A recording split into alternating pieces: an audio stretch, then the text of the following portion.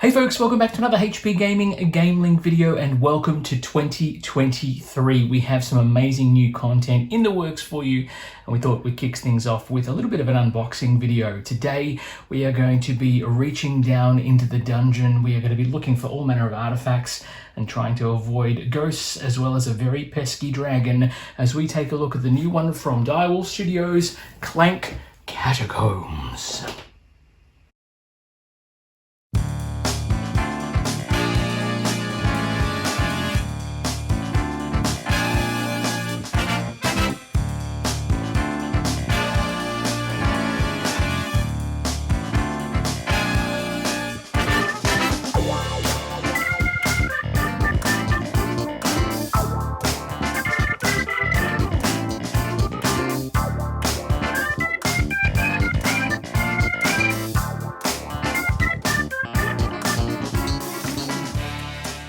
Welcome back. Thank you very much for joining us once again, folks. For those of you who don't know us, and you should by now, my name is Matt, and I'm very excited to say that I'm once again joined by our junior gamer, Charlotte, who is on school holidays and is able to, for 3 or 4 more weeks, and is able to help us unbox some epic content and maybe get a few playthroughs through as well.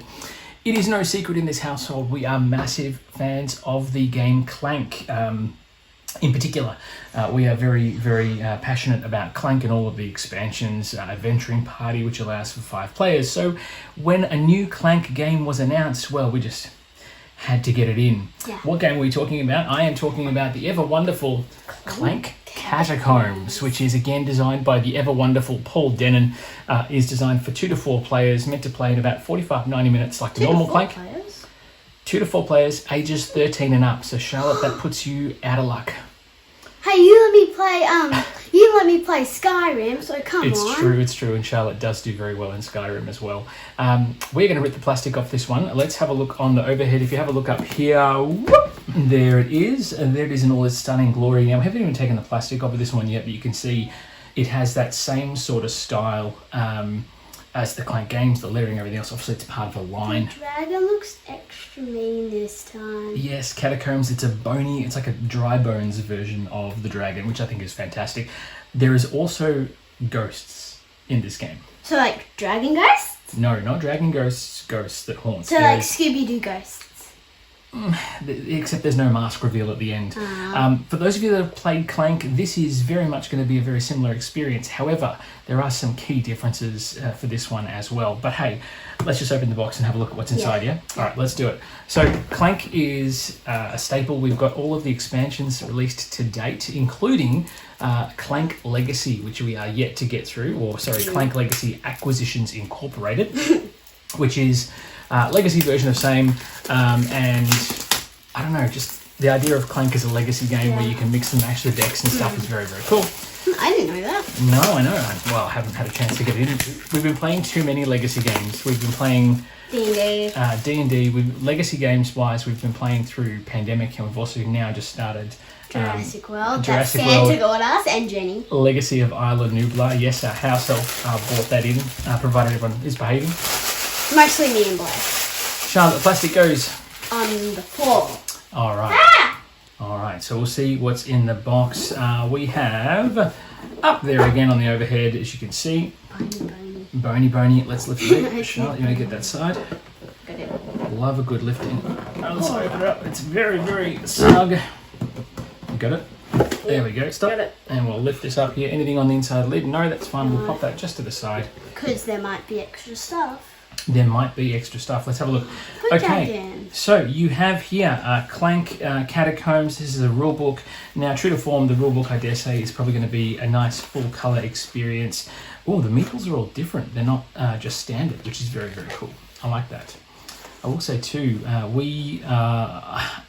don't know, Clank as a game is just quite spectacular. We enjoy it. It's a lot of take that action, a lot of clever thinking. I think the difference with this one is instead of just running and gunning and trying to get back out to gazump everybody else, because the dungeon is modular, you have to be very careful about where you go and to which artifacts you go to, which I think is very, very cool. Because you might come across like a dragon's lair or something. Maybe, and there's also way shrines, other things as well. Checking for a dragon attack, as we know and love. Now, I believe this game can be combined with Adventuring Party to have up to 6 players. I think you can mix and match it with other existing bits and pieces as well from the Clank universe, which is pretty awesome. So say we mix and match the decks. What if do we have to put them back into their boxes, or is there like a storage box of Clank like we have? Not yet, but maybe that's something that Direwolf and Paul Denon can come up with. Now, Paul has designed this one, but he also designed Dune Imperium as well, which is another favourite of mine too. So very keen on whatever else Paul is working on. Maybe there's a storage solution in the works that can store all the extra game boards and things as well. Charlotte's checking out the different games on the shelf. Token reference guide for all the different tokens, because there is prisoner tokens in this one as well. What? Yes, you can go rescue prisoners and things, which will give you bonuses. Ooh. We've got lots of plasticky goodness here. So let's see what we've got, shall we? Yeah. More plastic. Rip it off, more plastic. Oh, it looks like it's punch outs and more punch outs. Punch outs. Plastic goes on the floor. Get that out of here. Ow. We have a Catacombs board. Now, this is your Clank area where you store your Clank cubes and other bits and pieces, your life trackers, and then you have your dragon tracker. So you've got 2-player count, 3-player count, 4-player count, and how you move up when the dragon does its thing. I thought we had the life trackers individually. In the other Clanks. And the other Clanks are built into one main board. Yeah. But this is Catacombs. There is no board. So there you go. That's on I'll explain. So this game uses tiles. So as you can see here on the board, these tiles here make up the map. You'll shuffle those and you'll distribute them as you explore the dungeon and move off the path. You'll then lay out different map tiles and things, which means the dungeon is completely randomized for every single game, and I think that is fantastic as well. And so you can see here as well, there's all these lockpick tokens, and there's also these little mystery tokens. These are the prison tokens here as well. On the reverse, you have this wonderful Clank artwork, the minor secrets, again, lockpick tokens, and the prison cell. So they're actually shuffled upside down, and you draw those as you move through the map. I don't know if there's any on this side. Yeah, so here, if you lockpick that as you enter this room, you can draw 2 prisoner tokens. Okay. So lots of punch outs for us to get through. The purple tiles are your main surface tiles. The dark blue tiles are classified as the depths. So you've got to go into the depths, find an artifact, and get back out. Okay, so that's how it sort of works. So, like the other Clanks, so there's an underground and then above underground? Correct, that's right. Okay. That's how So that's above, that's underground. Correct, and you've got little portals so you can travel instantaneously. And then these way shrines, which are a new mechanic as well. So if you enter there, you can place one of your cubes on a way shrine and then score 1 gold for every way shrine you visited. So it's a good way to rack up gold before you go to the market. Zelda shrines? Sort of like Zelda shrines, yes. I do like the idea of randomizing your artifact placement as well. So if you draw this tile here, I don't know if you can see that with the 2 pluses, you take the stack of artifact tokens and draw 2 beneath the top 1.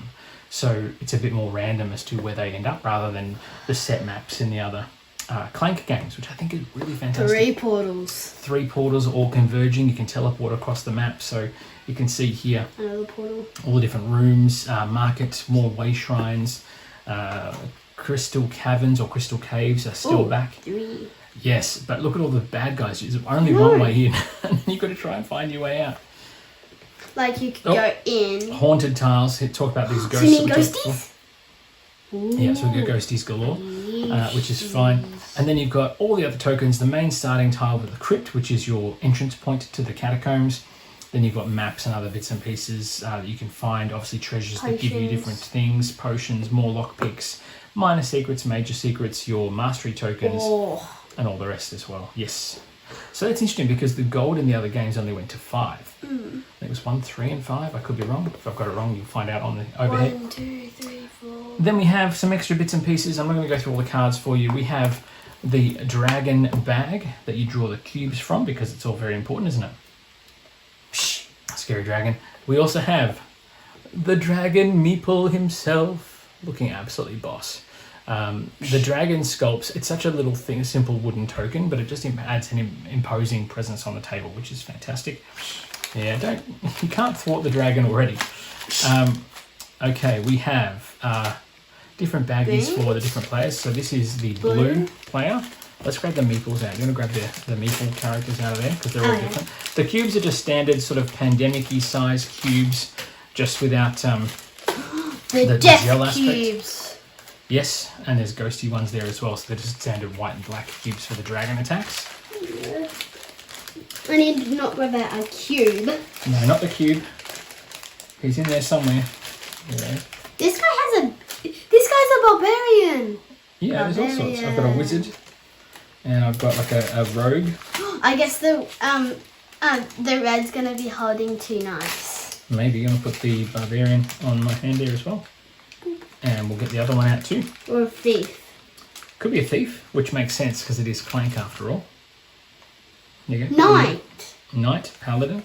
So you can see here the different meeples and the different skulls, which is really quite cool. I know the original game I think had all standard same size and shape meeples, whereas these ones are all different. And I think from the expansions onwards, I know the spider caves had different expansions along with different monsters as well, which is very, very cool. We'll pop those to the side. In fact, you know what? Let's pop them up here. Yeah. They can go off adventuring. Can the knight be standing maybe in the middle of the blue and the green, so like it's leading them, maybe? Oh yeah, so it's like an adventuring party? Oh, that makes sense. And they're ready to fight a good person. Oh yeah, so they're going murder hobo. That's cool. Yeah, look at them all, adventuring. I love it. All right, so then we've got standard cubes, cards. Now with the cards, we don't want to go through all of the cards just because there is a ton of them. But you have your standard cards that you have in the base game of Clank. And then these, again, cleverly, they've got a watermark behind the text that shows you the different expansion they're from. So you're going to undo those ones, please, Charlotte. Where's the opening? I don't like these cards. These cards are put faces. We'll edit that out. Alright, so if you can't get them out, I have a trusty knife there we can use. Got these cards open. More plastic for the floor. Cards for days. Now, we'll say the original game of Clank had the storage solution for the cards, whereas here, there isn't one. There is extra baggies for storage, which is great. We love that. But the cards are effectively loose, and unless they're sleeved, they're potentially going to get damaged in this box. It's not as whiz-bang as OG Clank, but that's okay. So we have a goblin, who is a stock standard goblin that you can hunt and destroy. Animated walls, which are nothing new. Arch overlords. We have a crystal kobold in the house. Kobold! I defeated the kobold. You did, yes. I think it defeated itself. Keymasters, Marble Guardians. So these need to be seriously shuffled. You've got all sorts of cards here that allow you to create or generate different resources. Rioting here causes Clank, but you do get a sword and a boot as well. If you've freed 3 or more prisoners, you may trash a card in your player or discard pile. So they allow you to use all sorts of bells and whistles and abilities and things to maneuver yourself around the map and get you those wonderful, wonderful, sweet VPs. What have you got over there? You've got all sorts of stuff, haven't you? I think I'm just going to pass them to you because there's a lot of cards. That's a big one. Soul Drinker. If you defeat a monster in the dungeon row this turn, you heal 1 point, and that does 4 points of damage, which is very huge. Waystone. We're not going to go through all these, but Waystone will give you an extra point of victory later. Teleport as well. Pass me those ones. We'll go through those. Black Tourmaline is a gemstone that causes dragon attacks. More gems. More of them, so pass me the entire deck. Rose Quartz we saw in the other base games as well. Rose Quartz. That's it. Smoky Quartz and things as well.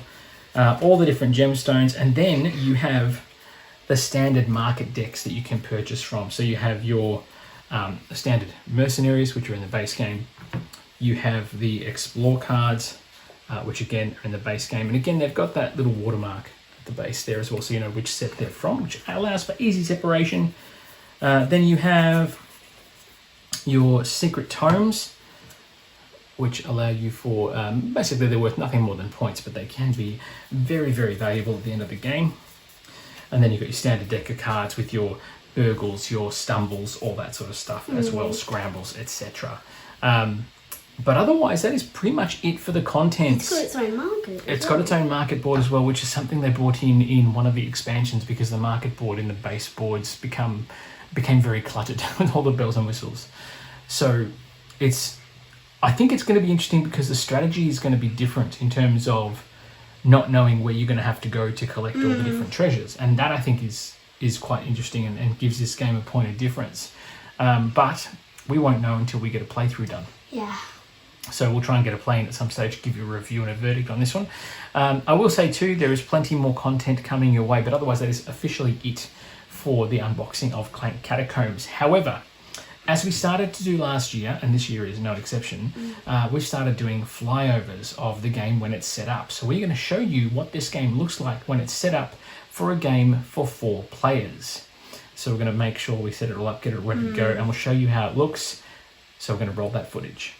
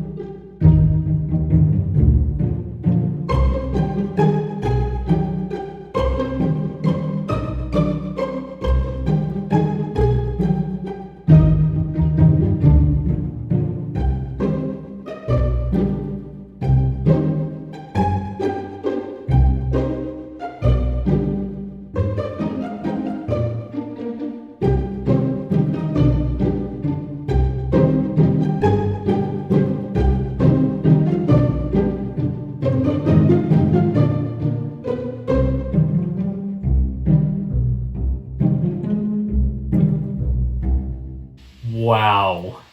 It's pretty awesome. We are, as I said, massive Clank fans. Clank is a deck builder that is on both of our lists of our all-time favourite deck building games. So we are excited and chomping at the bit to get this to the table and give it a playthrough. When it's all set up and all the tiles are there and you've got the stack of tiles to go exploring, I think that's going to add so much rich strategy to this game. What are you most excited about for this one, Sean? Beating you at every other, because I beat you at every other Clank, but you won once and I won every other time. Not that she likes to brag, but unfortunately in this instance she is correct. She has won more games of Clank than I have. Which is not likely for me. I do say I do win a lot of Clank games when I play solo. So take from that what you will. We are going to get a playthrough through. We'll give you a review down the track as well. Plenty more content coming your way. There is more unboxings coming. There is more reviews coming. We even have a Kickstarter that we're hoping to launch in February for our 2023 season of GameLINK. So please, by all means, jump on board that. If it is ready to go live, I'll pop a description in this video. Until then, folks, by all means, get out there, play more games, be kind to each other, look after one another, have a great start to 2023. Until then, we'll see you back here soon. Until then, it is bye for now.